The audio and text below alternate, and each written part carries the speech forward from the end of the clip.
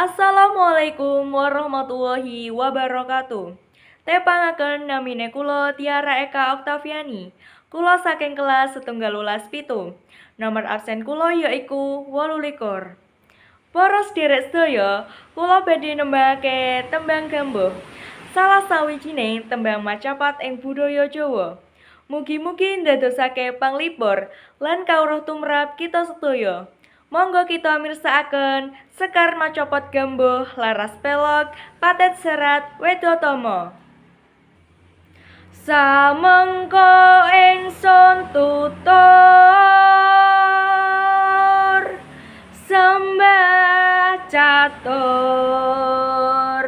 supaya lumuntur dihin raga cipta jiwa rasa kaki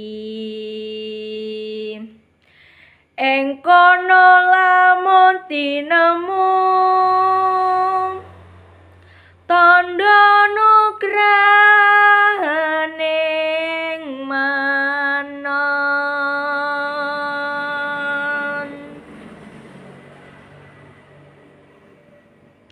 sembara puniku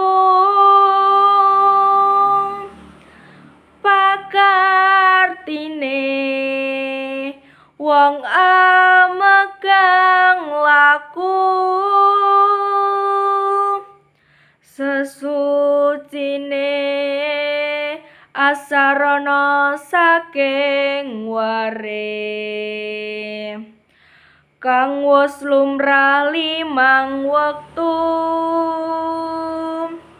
wanta-wata ing wewaton.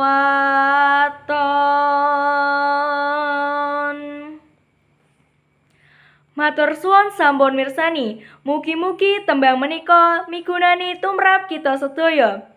Sampun sekian. Wassalamualaikum warahmatullahi wabarakatuh.